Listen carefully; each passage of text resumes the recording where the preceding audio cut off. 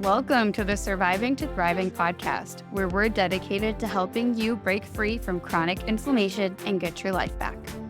I'm Dr. Rachel Yeager, naturopathic doctor and medical intuitive, and the founder of the Surviving to Thriving method of chronic illness recovery. Join me as we uncover strategies for overcoming health challenges and restoring your physical, mental, emotional, and soul health. Together, let's embark on a journey to thriving.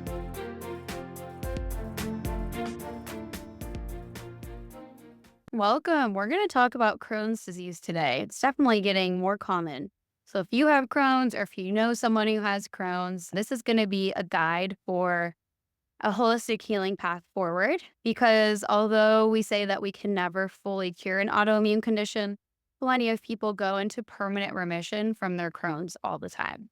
I'm someone who's been in remission from my Crohn's for 10 plus years. So let's dive in with what is Crohn's in the first place here. So Crohn's is a form of inflammatory bowel disease, so it's similar to colitis, and it causes chronic inflammation of the digestive tract. Crohn's and ulcerative colitis are diagnosed with scoping, so doing a colonoscopy, because they both appear really similar on the outside. So it's really using the colonoscopy to help us decide which one of these we're dealing with. But they're basically like sister diagnoses. So very similar things work for each condition. So symptoms for Crohn's range from abdominal pain, diarrhea, fatigue, constipation, nutrient malabsorption, and systemic inflammation that affects the whole body. And conventional treatments often focus on symptom management through medication, but they typically are not addressing the root causes behind Crohn's and ulcerative colitis. Holistic care, on the other hand, looks beyond the surface. So with holistic care, we're asking what's driving this inflammation? What are the hidden factors contributing to flare-ups? Why is your body responding with this inflammatory response that we are calling Crohn's or ulcerative colitis? So Crohn's is influenced by a whole factor of genetic, environmental, and lifestyle factors. We're going to dive in here into how to reduce inflammation, how to regain control over your health, and how to have lasting healing with Crohn's. So when it comes to understanding the root causes behind Crohn's, number one, there is always something that is dysbiotic or imbalanced in the gut. So there's often an imbalance in gut bacteria that's happening underneath the surface with Crohn's. With every single Crohn's patient and client that I've worked with, there is always a hidden infection in the gut. It can be bacterial, it can be viral, it can be fungal, and it can be parasitic. It could also be all of the above. So research comes out every few years and it says, we've found the cause of Crohn's. We found what triggers it. It's this fungal infection or this bacterial infection. And the truth is, when we look at autoimmunity from a holistic perspective, it's the body's response, usually to a pathogen or some biotoxin, some toxin that's affecting our cellular function and causing our immune system to go after it and mistakenly attack our own tissues in the process. I think that Crohn's is caused by any of the different pathogens that keep being found in these research papers. We know just from clinical research, so more so what doctors are just seeing interacting with patients, that there are quite a few notorious pathogens like Yersinia bacteria, for example, that could trigger Crohn's. The chronic inflammation is both a symptom and a cause. So the immune dysfunction happening behind the scenes is causing inflammation, but also the more inflammation we have, the more prone we are to have Crohn's and develop autoimmunity. So immune dysfunction can have so many different root causes. It can be a really stubborn, hard to address infection. Usually there's a little bit of genetics behind the scene impacting our immune function. And then we have all of our hormones, our stress, our sleep, our mental health, our diet, our lifestyle, everything else that's coming in and impacting our immune function, which then impacts our inflammation. Food sensitivities can actually be really common with Crohn's. And this isn't just, oh, this bothers me, it irritates me, it's best if I avoid it. We're talking we can actually be having an autoimmune reaction to some of the food that we're eating. Gluten is the most common one, and also brewer's yeast or nutritional yeast, which is often just labeled as yeast on food packaging. That actually is known to cross trigger with Crohn's antibodies. So with the yeast, we don't know yet which came first, chicken or the egg scenario with once you have the Crohn's antibodies, are you going to be more likely to have that antibody? But it does seem like that antibody may be an indicator that yeast is triggering a Crohn's reaction in quite a few people. And gluten is the number one culprit for autoimmune food reactions. Even if you're lucky enough to have your doctor order a celiac test, I run celiac on everyone I work with because, by the way, celiac often shows up as not gut symptoms. It can literally just be fatigue and headaches. Even if you have negative celiac, you can still be having an immune gluten response that predisposes you to develop autoimmunity. There's actual research out there showing that a non-celiac gluten response predisposes you to develop autoimmune conditions the longer you eat it. Stress and emotional health are all really important. It sounds really obvious, so I feel like everyone overlooks stress. And it's really common to say, what can I do? I can't change too much in my lifestyle or my setup or my work. So what's the point? There's actually so much that we can do. So we can modify some things with our lifestyle. And then some things in our modern society are a little bit less modifiable. And so we have amazing herbs that help our body be more flexible to stress and keep us from having a flare in response to stress. We know chronic stress impacts our gut health, our immunity, and affects our hormones, affects our sleep. All of these things affect the severity of Crohn's. So I always recommend a root cause approach because that works to identify and address the underlying issues. So healing starts with restoring balance in the body. We get sick when things get out of balance. So some of the most important areas to focus on for healing with Crohn's and ulcerative colitis would be getting your nutrition. The right diet can really profoundly impact symptoms and overall health. For Crohn's, this often means eliminating inflammatory foods like refined sugar, bad processed fats, and gluten. And it could mean adding in nutrient-dense gut healing foods.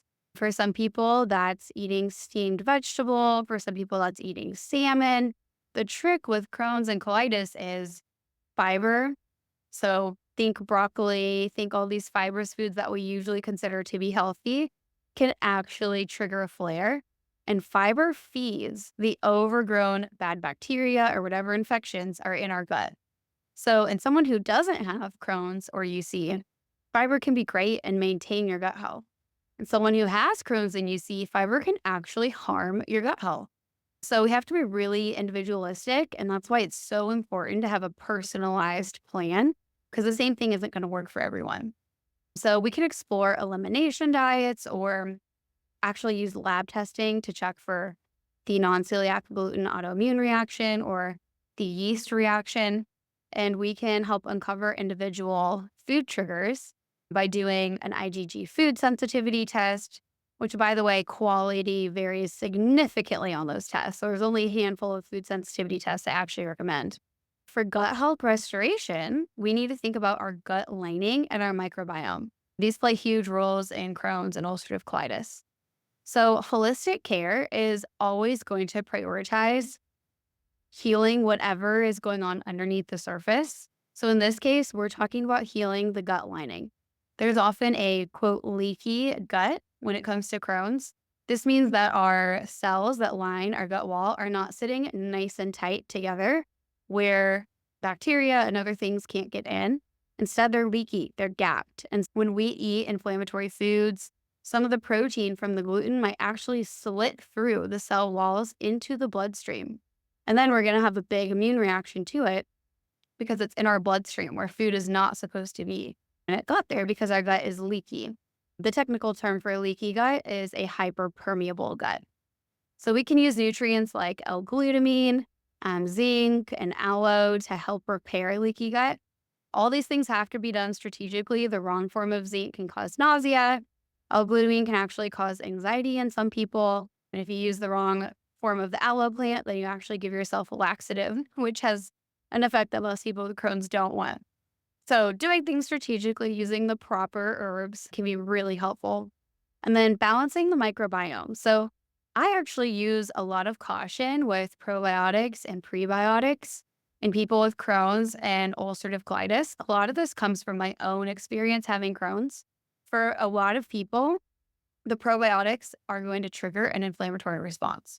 So you have to be out of a flare. You have to be in remission before probiotics are going to be really helpful, unless we're doing a really specific targeted probiotic for the purpose of helping kill an infection that is potentially triggering the Crohn's. For the most case, probiotics, prebiotics, not going to be helpful till we are in a stabilized place. Prebiotics sometimes never super helpful for Crohn's and colitis because prebiotics just mean fiber. So again, we're looking at that fiber conundrum where fiber can actually trigger a flare in people with Crohn's. Reducing systemic inflammation is really important. I think we often think of Crohn's as just affecting the gut. Any autoimmune condition actually affects the entire body.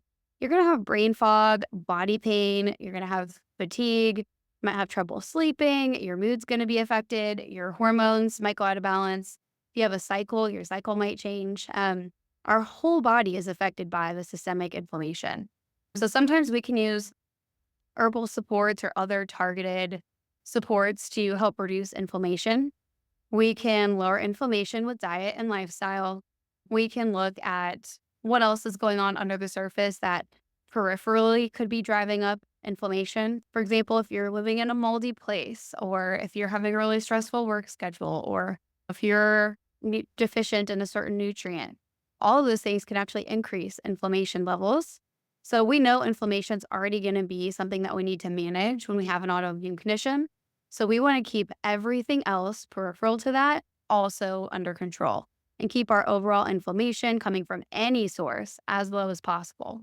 So to do that, we look at the whole body, all parts of the body, everything that's going on, all of our organs, all of our cell functioning, and lower inflammation across the board. Another important part is the mind-body connection. So living with Crohn's or any autoimmune condition can be emotionally taxing. So a holistic approach that's truly holistic and looking at the whole body is going to recognize the huge connection between emotional well-being and physical health. We can use certain tools like mindfulness, recommend certain types of therapy. There's different brain rewiring exercises that we can do to help shift from a fight or flight state to a rest and heal and digest state. And most people don't know they're in fight or flight. Everyone who is, if you ask them, they probably don't even realize it because it's something your body does subconsciously, automatically in response to having something like an autoimmune condition. Harnessing this mind-body connection is really helpful in understanding that our brain state actually impacts how we feel physically.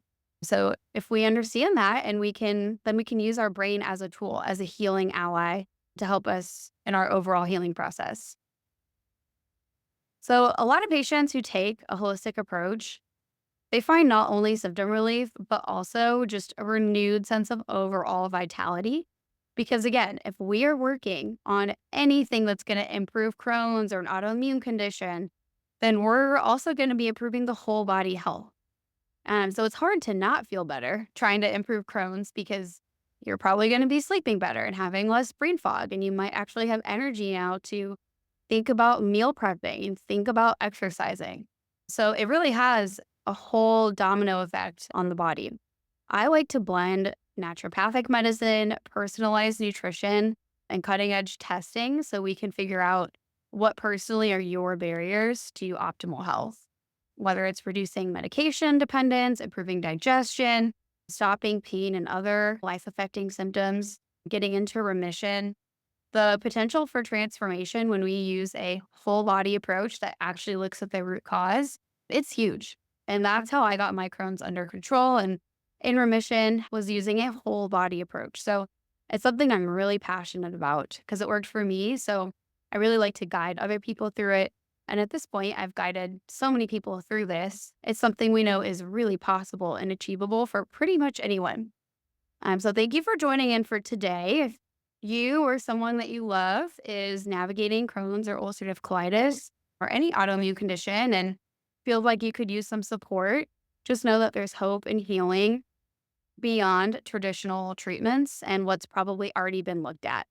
So feel free to check out my website or to book a free discovery call.